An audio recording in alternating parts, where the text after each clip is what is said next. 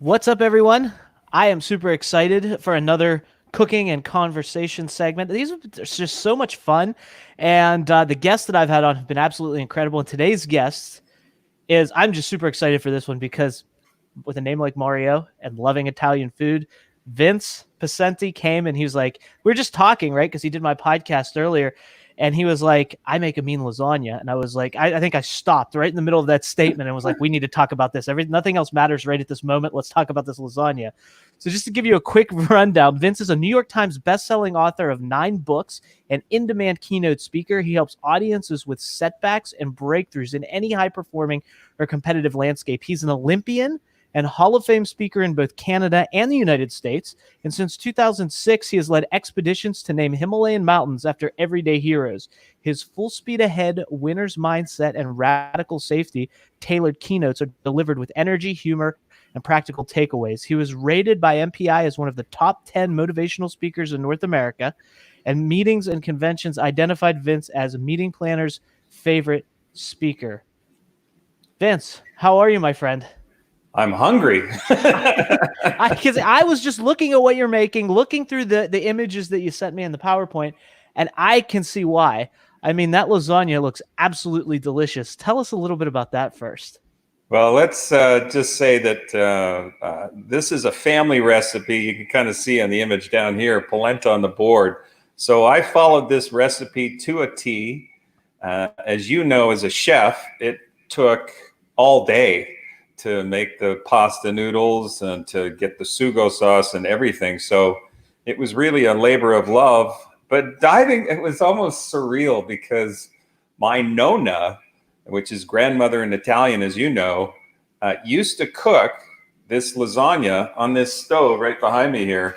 And this stove is, they purchased it in 1936. And that was the exact same year that my father was born.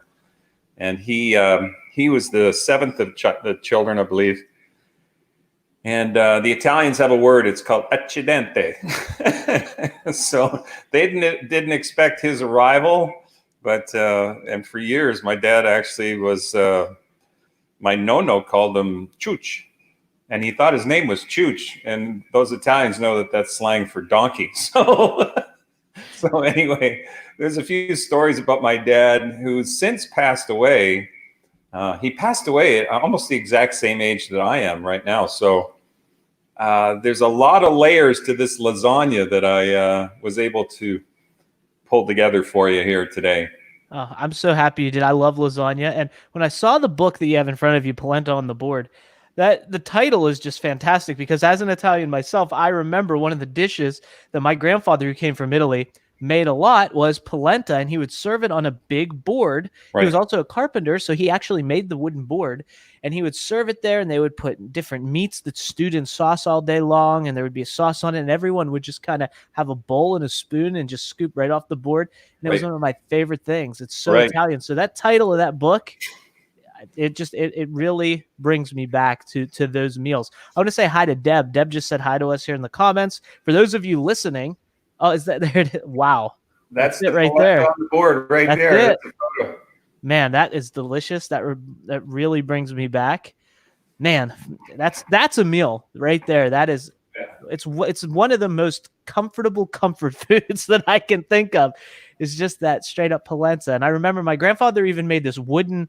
It was almost like a cylinder, and it was just for polenta. And he would pull out this big pot, and that's what you would stir the polenta with. Was this big wooden cylinder, and it was just so good. But I would remind people that are listening to us on the podcast version that we do these as live streams. So, if you're around when these happen, keep an eye on Facebook, YouTube, Twitter. We're live right now. So if you hear us talking, like Deb just said hi, and Deb's also Italian, so I know that she's loving this. So I want to just say hey to Deb. And anyone else, if you have any questions, if you want to ask Vince a question about speaking, about being an author, about being an Olympian, or about the lasagna that he made, feel free to just post them in the comments and we'll address them as we go.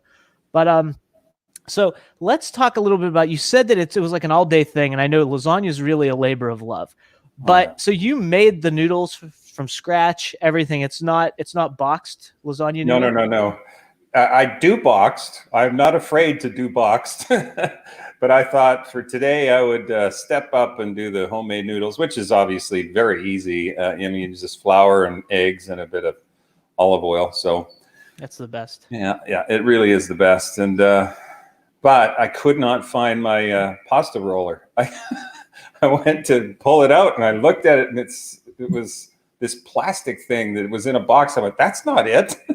So I have no idea where my pasta roller is. So What did you use? a rolling pin. Okay, I didn't know if you had a rolling pin, because the old trick with the Italians used is a wine bottle. Yes. I was going to resort to a wine bottle, but I did find the rolling pin. It was hidden away too. So goodness. But speaking of wine, what are you drinking there? Yeah. So my family is from the Abruzzi region of Italy. So this is an Abruzzo wine, Montepulciano d'Abruzzo, and it's a Yume 17 in English. You can see it Excellent. there. I spent And some time in it Abruzzi. is delicious. When I was in Italy, we're almost in neighboring areas. My grandfather's from the Marche province in Italy, the region Marche, real little town, Oscoli, but Abruzzi is like right next door. Yeah, so just picture north of Rome and northwest of Rome, and we were just on the border of the Abruzzo region in a little town called Entrodocco. So that's where my family roots go back to.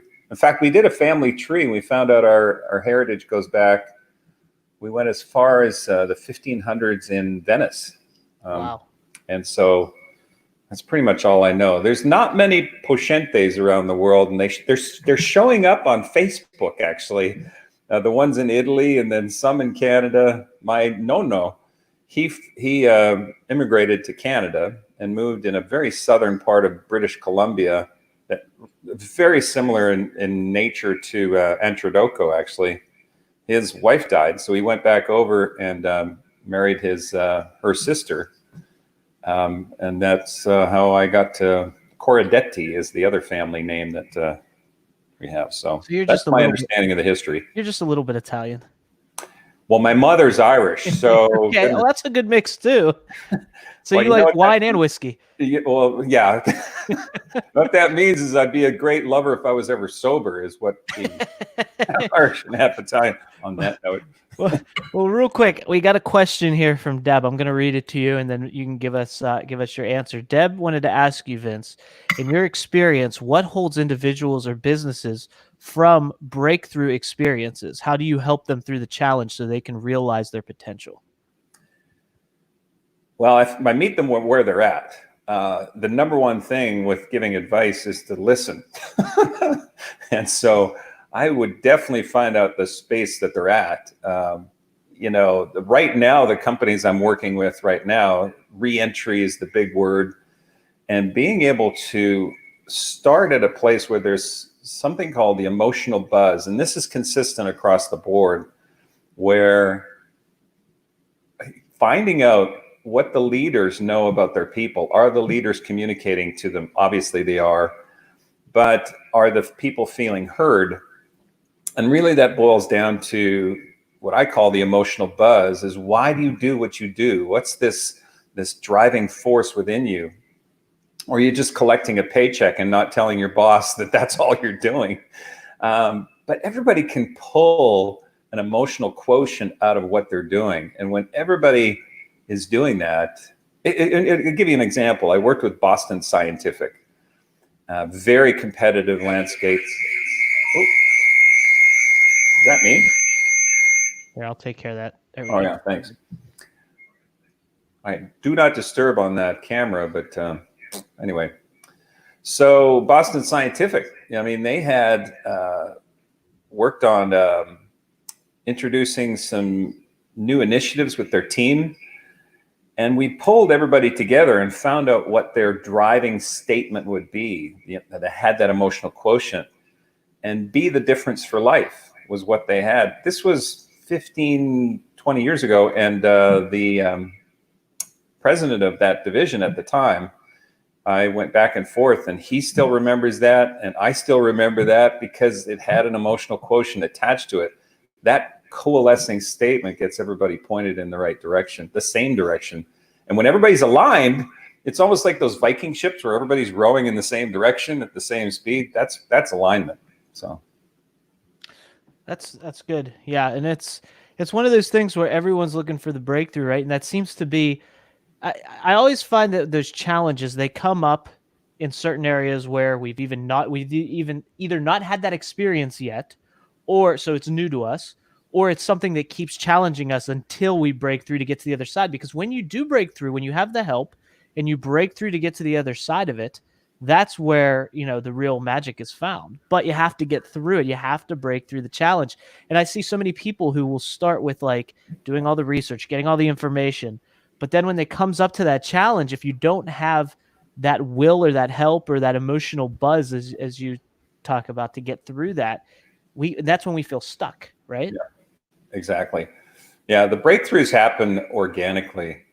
One of the issues at hand is we're in a world based on instant gratification, and lasagna has nothing to do with instant gratification.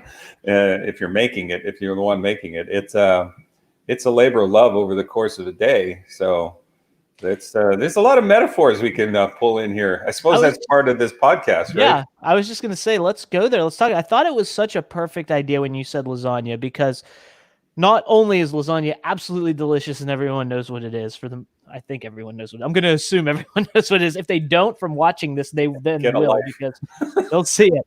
But it's one of those things where you know how good it is and you can't wait to have it. But the act of making it, like you said, it's a labor of love. You have to, if you don't find a way to enjoy the process as you're doing it, you'll never get to that end result. So true. We've got friends who have a Italian wine import company, and they're coming over after this podcast's over, and we're going to have dinner together. So we're going to break bread or break lasagna and enjoy it together. They're bringing some of their favorite wines. I've got some of them back there too. So no, that's going to be so much fun. And that's the other thing. I just want to mention really quickly. Another reason why we do this is because that unifying factor that you just mentioned about how food unites. And this is the third episode that we've recorded of this series that we just started. So this is the third one. But the cool thing is, this is the third time out of all three that someone has made something either for the show or on the show and then enjoyed it with friends afterwards. So it's almost like the show not only brings us together because we get to talk about this and share it with the audience, but then it almost incites a, get to get closeness, bringing people together afterwards. And I love that. Oh, interesting. Well, you never brought that up. So this is a coincidence in my mind. So yeah. And I like that. It's a trend that I'm starting to notice. I didn't anticipate that when I started this. I thought it'll be a cool way for us to kind of come together over food, for us to have a different angle, being that I'm so passionate about food and connecting with people like yourself. And, this is something that you love, this lasagna. You've made it before, right? It's a family recipe. So I figured your family would enjoy it. But on the last show that we did, same thing. They had friends like banging down the door, ready to come over and eat the food after we made it. We did it out on the grill. And so I love seeing that. I love to see how food facilitates conversations and togetherness. Yeah, it brings us together. Absolutely. It's interesting through this whole pandemic how our kids are all college age, and we haven't eaten together as a family. Even when we were together as a family, eating together because one had music lessons, the other was going to soccer, whatever. And it was somewhat rare for us to eat together, maybe 2-3 times a week at most. And we've been eating together for 2.5 straight months. So it's been a real joy to break bread with family and to have them in college age. It's great. Now that you've been eating together for 2.5 straight months, as you said, when you sit down to dinner now, is it different than it was 2.5 months ago when you first started, when the pandemic first started? Yes. We kept pinching ourselves that we were enjoying it so much. And we felt that we needed to do something, right? We needed to play a board game or do something. And it evolved to being. Instead of being human doings, we evolved into human beings, if you will, and just sit around and chat and catch up and do that. So, I mean, we still, every once in a while, have pulled out some of the board games. One of them is by the guy that wrote Rich Dad, Poor Dad. Oh, Robert Kiyosaki. Robert Kiyosaki. Is it Rat Race? Is that what it's called? He might call it that now, but at the time he called it cash flow quadrant. But you got Oh, to get out of the rat race. Yeah, yeah, yeah. And all three kids are just dialed in on, wait, this is an important thing about passive income and learning about the flow of money and what wealth really is, and not working for the man kind of thing. Yep, I remember playing that game with my dad, him and my sister. That was a game that he had, and we played that a few times. That's one of Oh, his wow. favorites too. So it's a small world, my friend. Yeah, it is.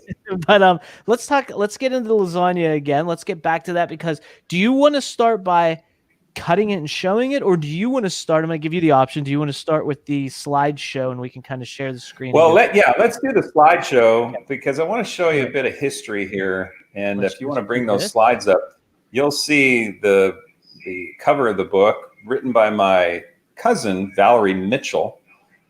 Her mother and my father were brother-sister. So Valerie's mother, Eleanor, Auntie Eleanor, we called her. And that picture in the middle, that's the one you showed us at the beginning of this. What's that? That picture that's in the middle there, that's the one you showed us at the beginning of this. Yeah, I just noticed that too. I didn't have to pull it off the wall. There it is right in the middle. Polenta on the board. Valerie was a labor of love. She wrote this book about 20 years ago. I highly doubt people will be able to get this book, because I'm sure there was one print and she was done. The recipe is in it. I've shared that recipe with you, Mario. So I'm not sure. Thank you. I'm not sure how Valerie would mind sharing that recipe, but she's such a giving person. I can't imagine that would be a problem. Well, is this book still is it available for purchase? No. Is it just a family book? Yeah. Well, she printed a couple thousand. She may have a couple in. You can find her on Facebook, Valerie Mitchell. Okay. Sovereign was her maiden name. So Valerie Sovereign Mitchell might be how you find her. Excellent. On Facebook.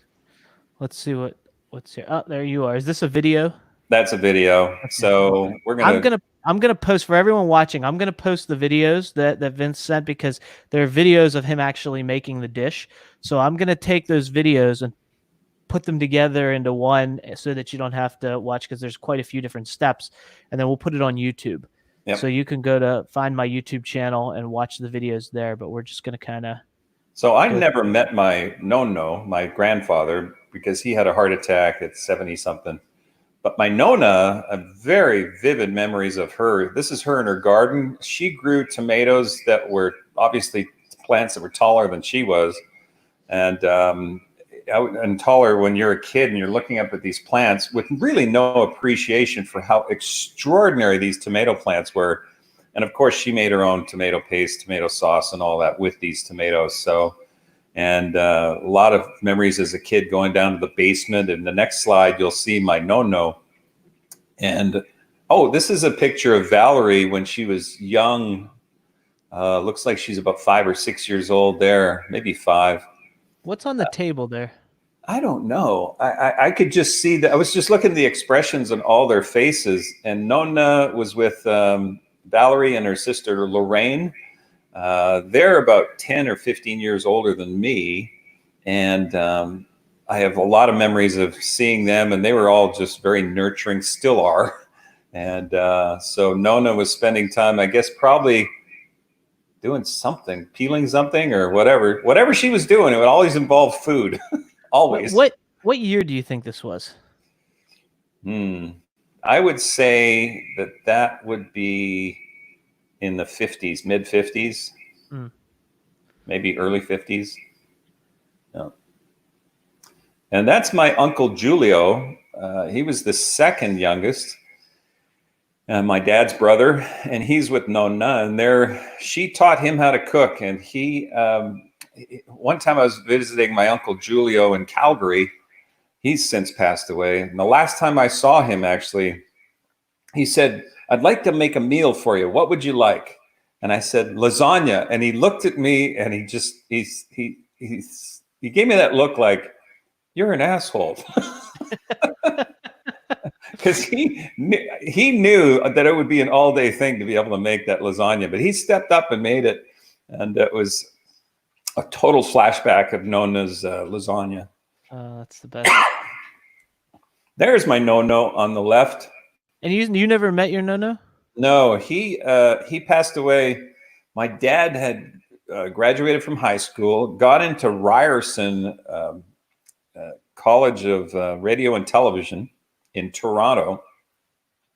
And so he took a train all the way from southern BC all the way up to Toronto. And he was there no more than a week or so. And my no-no was carrying railway ties up the side of the embankment because it's very hilly in Trail, BC. Their backyard went about 50 feet and then just went straight up. And he had a heart attack. So my dad turned around and came back to the funeral and then finished his college education. So there's my no-no on the left and my nonna on the right, and she was, as usual, cooking. I see the food theme, and I like it. I have to say. Yeah, and he had a place in the basement where he would press his own wine. I have a little bottle back here with his picture on it, and he was tasting his own wine in the basement. And the next slide here, you'll see that's my no-no on the right. And that's the Abruzzi region in the map of Italy. So you can kind of see where we're from. Rome is just south of that. So that's the boot. And there's my dad. He was a radio and television broadcaster. So he did all sorts of things on TV in Edmonton, Canada. That's where I'm from. And so growing up, I saw Dad on TV all the time, and his name was Ernie Poscente, or Poscente. He was Ernesto Camillo Poscente. That's a great name.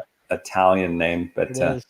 Yeah. And so, your dad was on TV and as a broadcaster, and you kind of followed in those footsteps, not so different. I mean, being on stage as much as you are, it's very similar. Yeah, you never could have predicted it, but I guess in a way, and then now here we are in a medium that's very similar to broadcasting, right? Right. It's today's version of broadcasting, but at the time, he was a local celebrity in Edmonton. I mean, people would stop us. We would go a few feet, and people would stop us for an autograph and go, "Oh, can I meet you, or can I talk to you?" So now, he's a great guy. Growing up around that as a kid, did you understand that, or did it kind of, were you like, what's the big deal? It's just my dad, or did you get it? No, I didn't get it. No? I remember being at school, and one time this kid, I don't know who it was in elementary school, and came up wide-eyed, just said, "I saw your dad on TV." And I went, "So?" See him on TV all the time. What? Like, I had no idea what he was talking about. So looking back, he was a local celebrity. He was on TV all the time and radio. That's awesome. So, there's my Uncle Dante. He picked up, he's actually making fresh pasta. Oh, yeah. And that is the way to dry pasta, by the way. Well, I suppose if you got a lot of chairs, the way my mom did it was to hang the pasta over chairs. But this is a better way to do it, I would think, is all in one location. And flour gets everywhere. It's part of the fun, right? It is everywhere. And there's Valerie, all grown up on the left. That's about the time she wrote the book. And her sister, Lorraine, on the far right. And nice. Two of the kindest people ever. I love them. And so I don't know who the ladies are in the middle, but they may have helped with the cookbook in some way. I'm not sure. Very cool. Oh, look at that. And there's my dad's sister, or Lorraine and Valerie's mother, and that's Auntie Eleanor. And she's obviously making polenta. On the board. On the board. Looking great. That's a video. I will put that in. Oh, look at that. Is that you cutting some onions? Were you crying? Oh, yeah. My eyes were watering. Here's a tip. If you don't want your eyes to water, keep the onions really cold and then cut them. So. Yep. The two tips, that's one of them. Keep the onions really cold and use as sharp a knife as possible. Yeah. The sharper the knife, the straighter the cuts will be, and it will release less of that that whatever it is that makes you cry. I don't know what the correct term is, but whatever's in the onion that makes you cry. If you make cuts that are more precise, so that's good. Cold and sharp. Yeah. There's the evidence right there. Yeah. That's a video, obviously. And then, getting the ground beef. There's a little bit of a secret that I did here with the ground beef. is I did half ground beef and half spicy Italian sausage. Oh, So that's a that I adds like some that. zip to it. That's a good move. Mhm. Let's see. Yeah. That's And then there's the pasta noodles. You can see they're somewhat uneven, but my son came in. He's a much better cook and chef than I am, will ever be. And Max came in and took over the rest of the noodles. I was just about hour 6 into it going, oh my God, I'm going to die. And he came in with the rolling pin and just helped with the 00 flour, by the way. That's, you got to do the fine flour. So. And that's another great point that you bring up right there that we haven't really talked about is, the fact that the family gets involved in the cooking process. So like when your son comes in and takes over and you're both doing this, I mean, that had to be a lot of fun, huh? Just to be in the kitchen together, doing that, Oh yeah. BSing while you're doing that. It had to be a great, like, just moment, right? Right. Well, I've been married 23 years, and my wife was across the table, and she was doing some emails or something. She wasn't really helping, but she was giving all sorts of advice. And I kept asking her, "What do you know about lasagna?" She went, "Well, really nothing." But then she kept giving me advice. So, Mario, I don't believe you're married, and Not yet. No. just a heads up that that you're going to get all sorts of advice that you didn't ask for, pretty consistently. And you should always take it, right? Well, yeah, right. Just between you and me.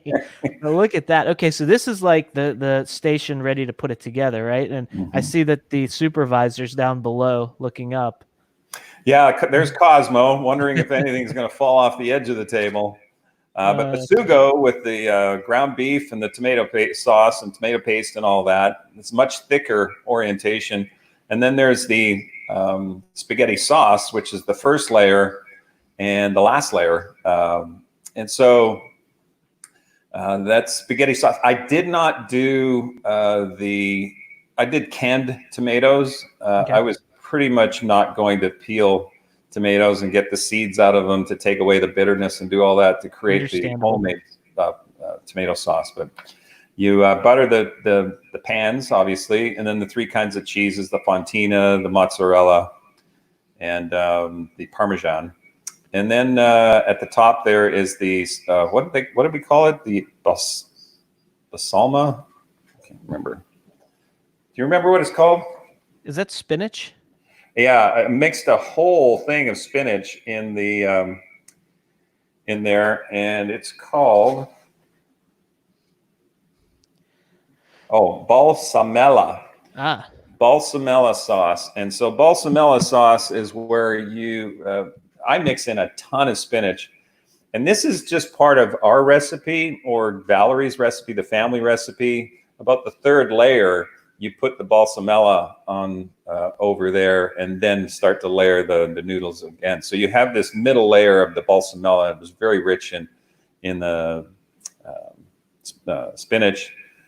Is the balsamella almost like a bechamel with spinach? I don't know what bechamel is. What is that? Bechamel bechamel is French, but it's traditionally like a thickened milk sauce. So it's, you make a roux with flour and butter, and then you add milk, and it thickens it. That's exactly what it is. Okay. Milk, butter, and a little bit of flour. Yep. And then and you got to steam the spinach. Mm-hmm.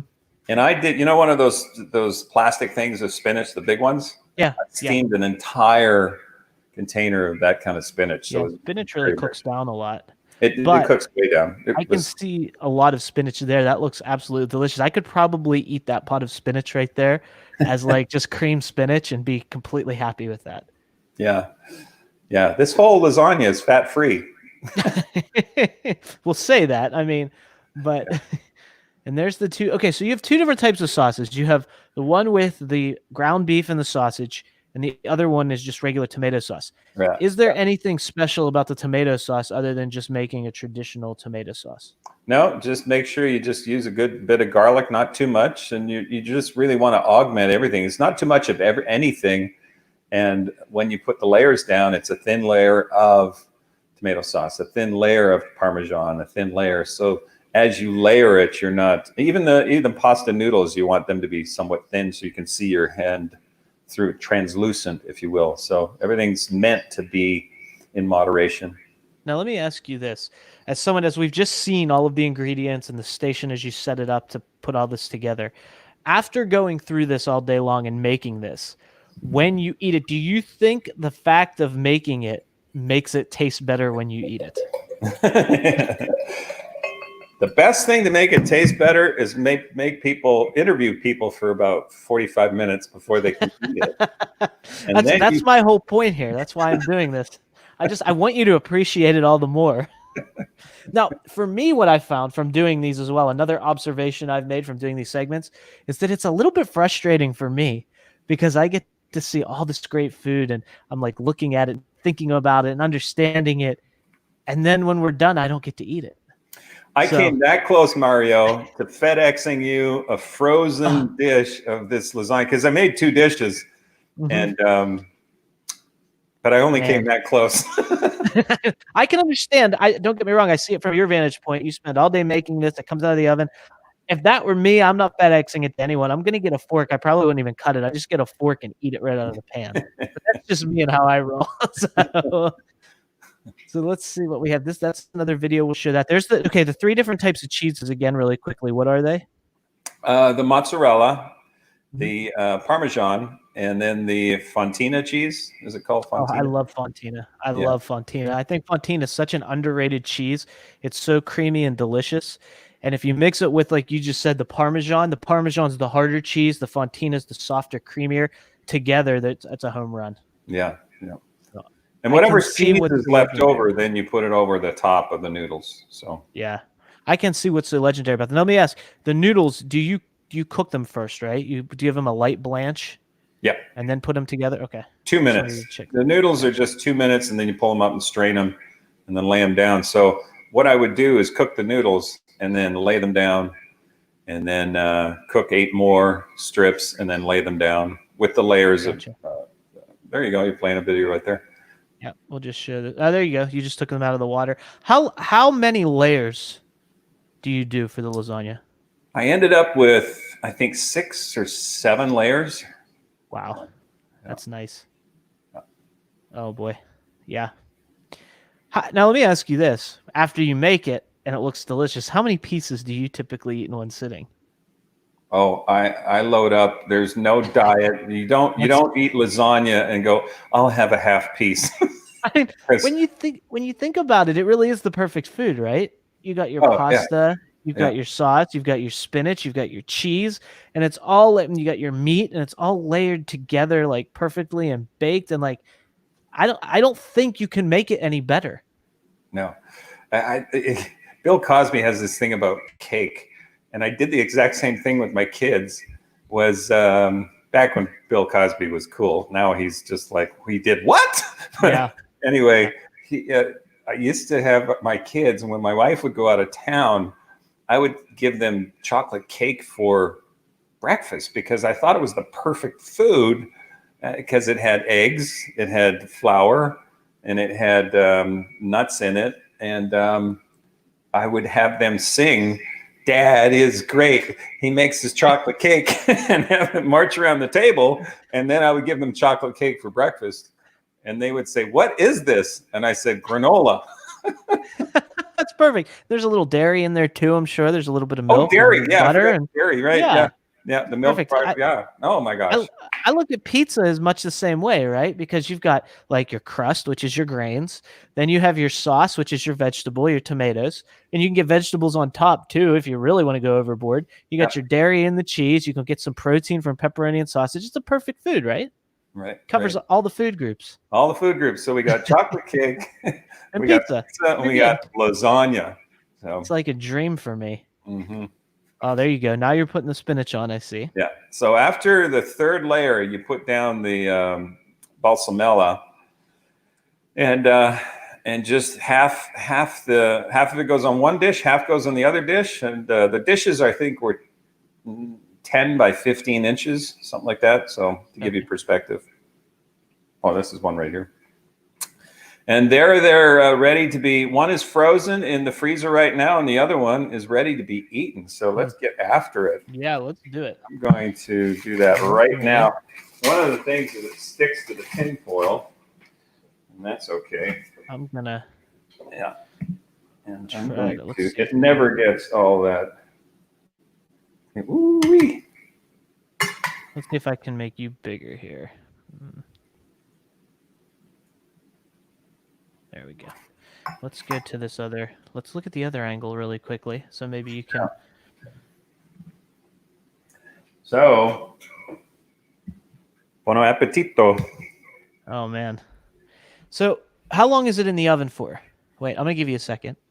35 minutes, 40 minutes. I put it in for 40 minutes because I had it in the fridge for a while. At what temperature? 325. Oh wow. Yeah. So it's slow. It's a slow bit. It's not like you're not raging the oven up and really getting it. Now, does it need anything else when it comes out of the oven? Because I know there's cheese all through it. Do you like to dust it with some Parmesan or olive oil or anything before you eat? I actually looked for the Parmesan and I used all of it. And then I looked for some parsley flakes just to give it some green color on top and couldn't find those either. So, you know what? It's just garnishing and makes it look better for film. Is it everything you expected it to be? Oh my God. You know, you get these little treasures in lasagna when you get some of the Italian spicy sausage, or you hit some of the noodles that were just the right texture, or you hit that spinach. And there's actually grated carrots in this tomato sauce and sugo sauce as well that make it a touch sweeter. So there's 2 carrots in this, grated carrots in this lasagna. Interesting. And I love the spinach because, you know, I really believe that really good lasagna has to have a bechamel in it. It has to have a white sauce in with the tomato because that creaminess is so important. And the fact that you mix spinach in with that just kind of elevates it to the next level. So the next time I make lasagna, I'm probably going to use your recipe. I'll be honest, but I'm definitely stealing that part for sure because I love that idea. Isn't it rare that we have a whole day to do this? And truth be known, here in Dallas on Memorial Day, I made this on Memorial Day. It was raining all day. And I've got buddies that looked outside, they had plans and they said, screw it, I'm staying in bed. Or they watched Netflix or whatever. Yeah. And it was raining. And you know what I did? I made lasagna. So my recommendation is to have the stuff on hand or have it kind of at the ready. And if you see something on the radar that's going to dominate your day in a way you didn't expect, make lasagna and bring your family together. Something else. Let me ask you this question too. Before COVID, when you were doing your thing and nothing was interfering with it, how often were you on the road? I was speaking twice a week. So I would travel in the night before. So probably 4 days a week I'd be on the road. That's a lot. Pretty much didn't miss any soccer games with the kids or performances, but was traveling quite a bit. And sometimes it was 4 or 5 times a week. So sometimes I wasn't home for maybe sometimes 7, 8 days at a time. My wife's an entrepreneur, so we had pretty flexible time. But we had a nanny, and I'd never met any Hispanic people I was from Canada, and I just never met any Hispanic people. And we had the Hispanic nanny, who we just saw just a couple days ago, because she's now a grandma. And she helped raise our kids. And the Hispanic culture, similar to the Italian culture, is very loving and very nurturing. And I don't know, I got a little wistful in terms of being around that because our kids turned out the way they are, not because of just what we did as parents, but the environment we put them in, and that was she was part of that. So there you go. That's good stuff. And the reason I asked that is because when you're someone that travels as much as you do, and you're on the road twice a week for 3 to 4 days a week, I mean, having that time at home when you're forced to because of this, even though it's a major inconvenience for business, there's still a good side to that, to being home with the family, being with the kids, everyone under one roof, and being able to do things like make lasagna all day and have your son help out while your wife's sitting across the way, and you're really spending time together, doing something productive, doing something fun. Right. That's a great experience. And that's probably something that doesn't happen quite often, especially when you're traveling 4 days a week. Yeah, yeah. If you do travel, and when we do travel again, the best advice I was ever given is um, you are be present when you're there. I mean, I know that's cliche, and I know that's commonly understood, but when we get back, you're either exhausted or you walk in the door and your spouse says, "Hey, this needs fixing." And it's like, can I just sit down for a second? Yeah. So there's moments, but you can be present and with your kids at the same time, or your spouse at the same time. And Yeah. that's kind of what we're experiencing this whole COVID thing as well. When we're sitting around the table, we're present, we're together. This is the best pandemic ever. I'm so glad you said that. I love that viewpoint because I talk to a lot of people every day via technology and such. And, a lot of the things I hear consistently are, and I'm so tired of hearing this, by the way, but I know it's true, but I'm so tired of hearing this too shall pass. We're going to get through this. We're all in this together. Yeah, I get it. But when I hear someone like you say, this is the best pandemic ever, I'm like, yes, finally, someone can say that. And because while there are bad things happening, and I want to acknowledge that, I don't want to make light of some of the things some people are going through.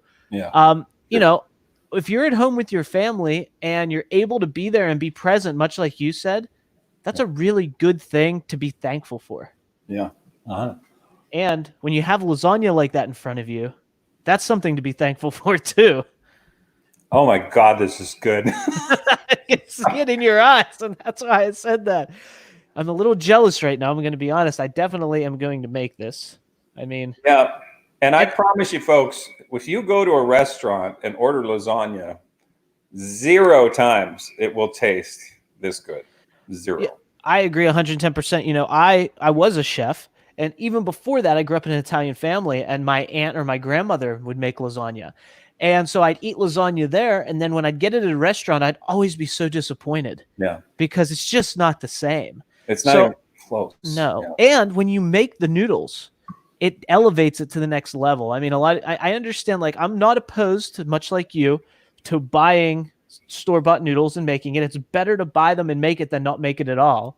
Right. But if you make them yourself like you did, it's like, it's not just one notch better, it's like 100 notches better. It just Yeah.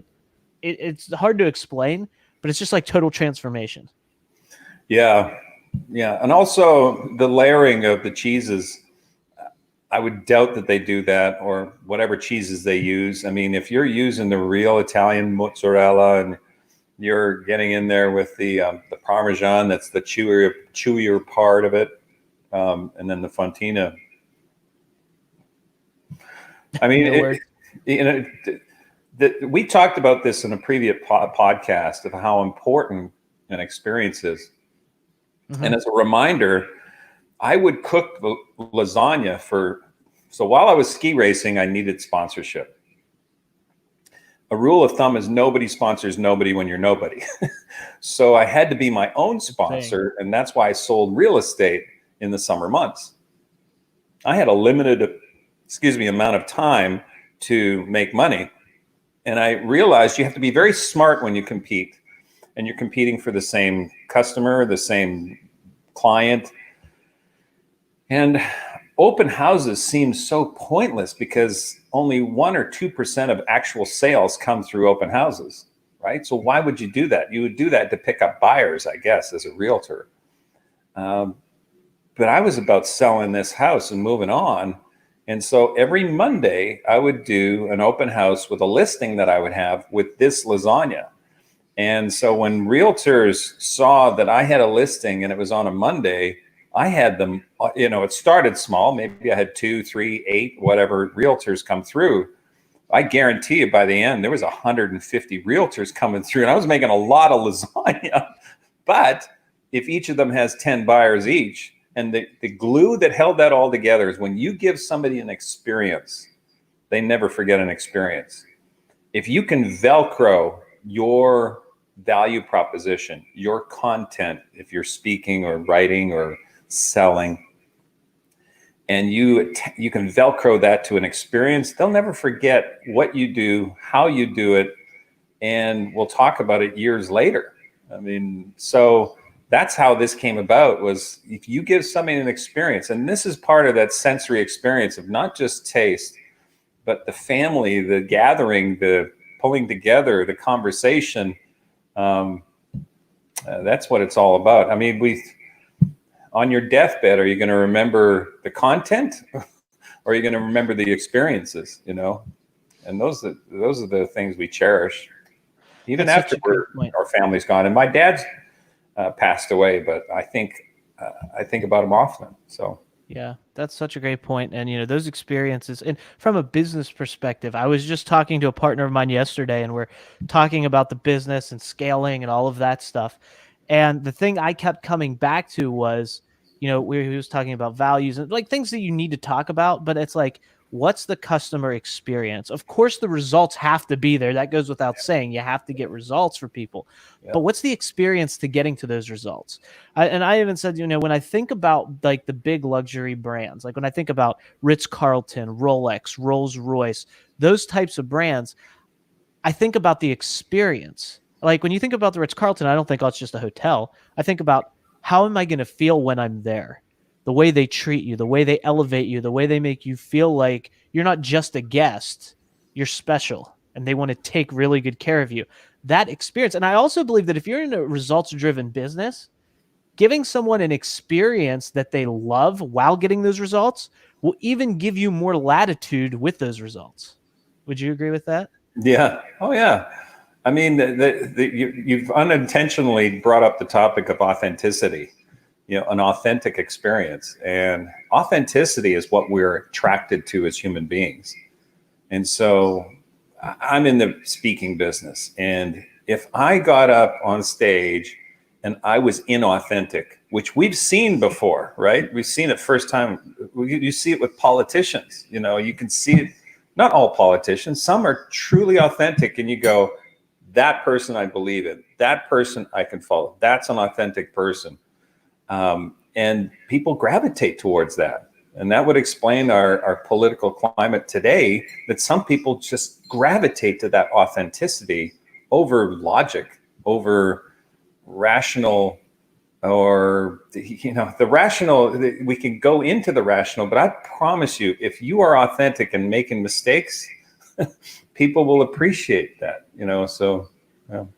All these topics, these are things that have been coming up a lot lately. So I love it. Like wherever, like that's why I believe that these conversations are guided, because the call that I was on right before we did this, we were talking about authenticity. That topic came up, and my whole position on that is like, I remember when I was a kid, when you would take a word and say it over and over again so many times until it lost its meaning.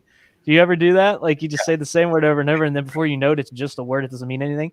I feel like in today's digital landscape of entrepreneurship, authenticity has become one of those words. Like everyone says it, everyone talks about it, but until you actually do it, you don't know what it is. It doesn't mean anything. And remember, there's a difference between doing authentic and being authentic, right? Yes. Yeah. So, there's so much fear surrounding making a mistake. And, you can run into people where you give a speech and they say, well, I can never do that. Well, they're afraid. There's fear of making a mistake, of looking foolish. I have gone past that. I'll be foolish all day long if I'm giving you an experience and attaching content that I use to get to the Olympics that can help you, audience member, with your sales, or audience member with your leadership or whatever.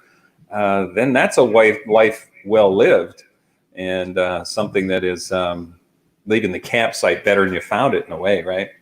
Absolutely. I want to ask you a question I got asked on a podcast that I was guesting on earlier this week, and I thought it was a really good question.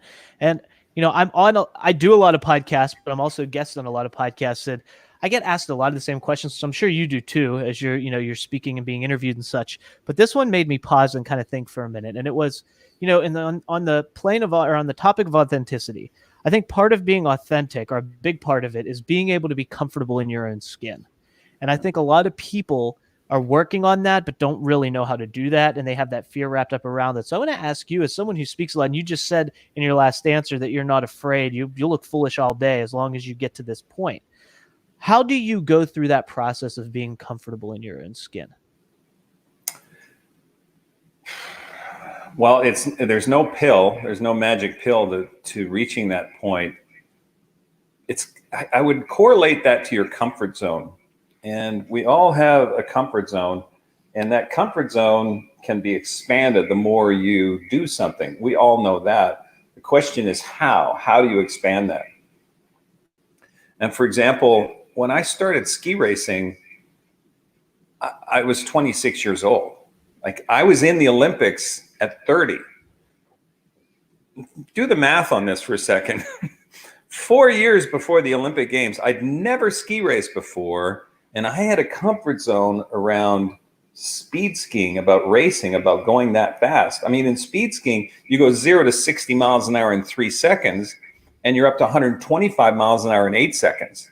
So how do you have comfort around speed? So let me take you back to the first time you got your driver's permit, right? And your mom or your dad or a driving instructor was beside you. And the first time you went 30 miles an hour, it was freaky, right? You remember that? I do. Yeah, I Okay. remember starting in a parking lot.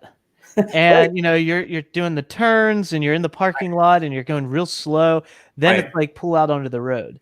And you And get then out on the road. Yeah. shit's going down Yep. Yep. because you're going 30 miles an hour and stuff's going by you and you can't see it. Your dad's saying, look at the light, look at the thing, put your foot on the accelerator, put your foot on the brake, Yes. It's like, oh my God. So now, the first time you went 60 miles an hour in the car, same deal. Yet when you went back down to 30 miles an hour and you got into the residential area, all of a sudden, the weight was lifted because your comfort zone had been expanded with speed, and you had an opportunity to go, oh, I get it. And so that expansion of the comfort zone only happens. I did this to all 3 of my kids, and my wife was not there. It was not her doing it her way. My way was to get them comfortable on a highway as soon as possible. I wanted them going down the freeway and freaking out.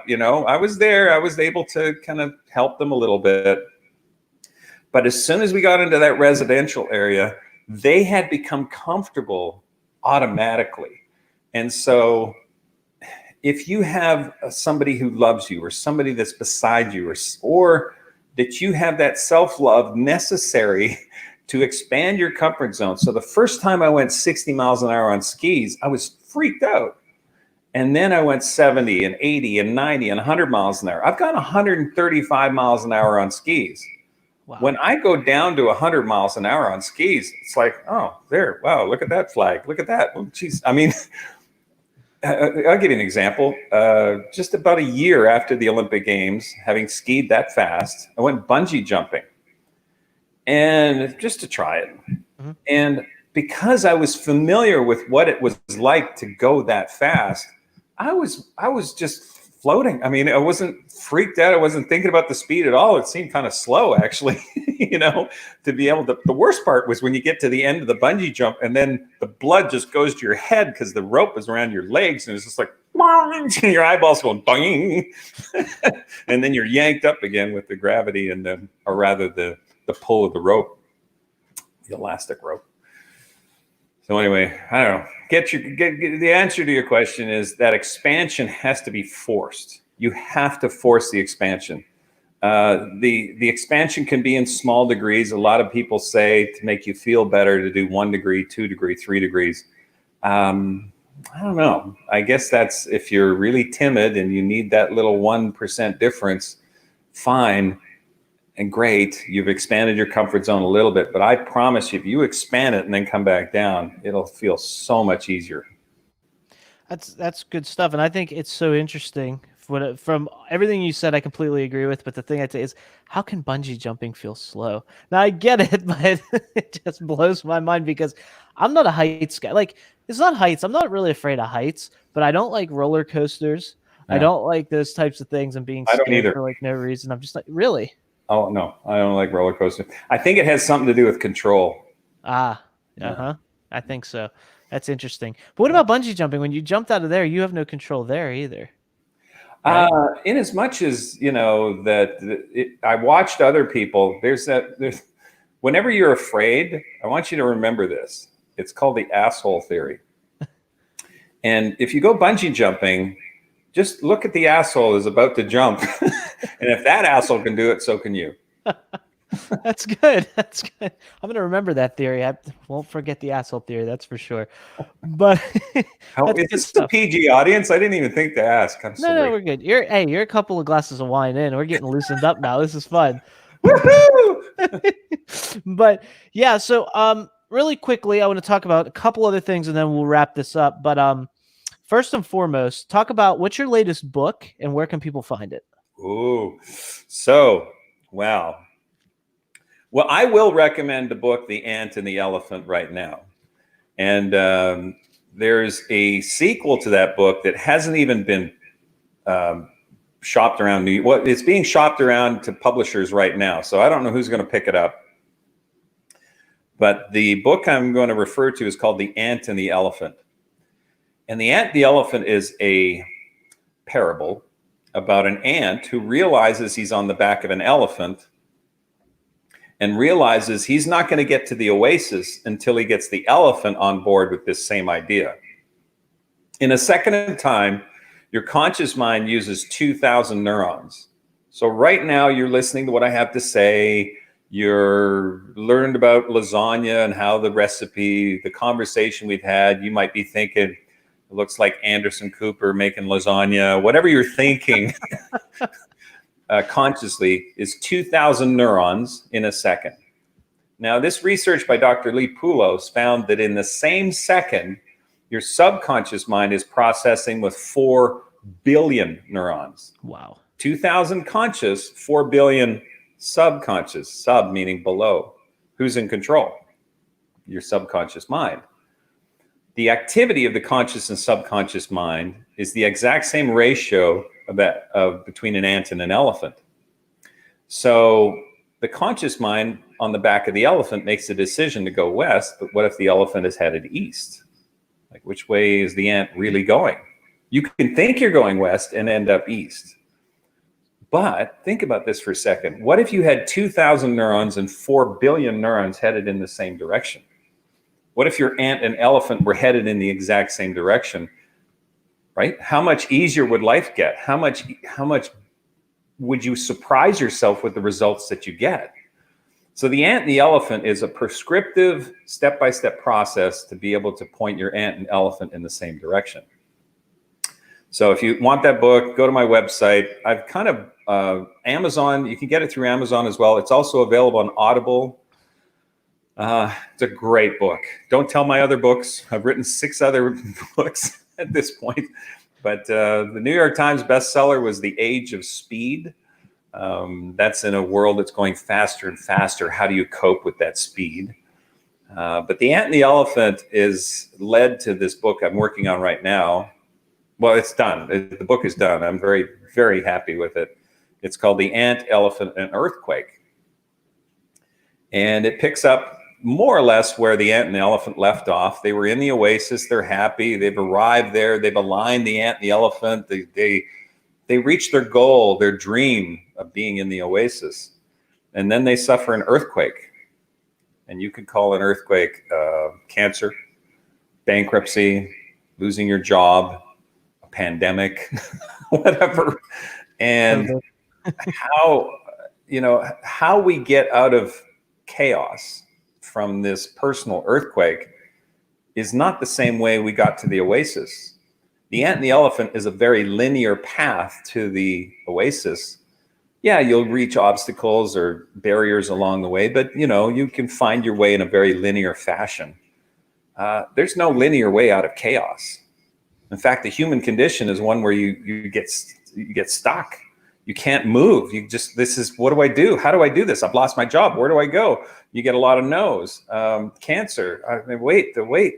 The survival rate is 4%. Are you kidding me? Like, we can get stuck.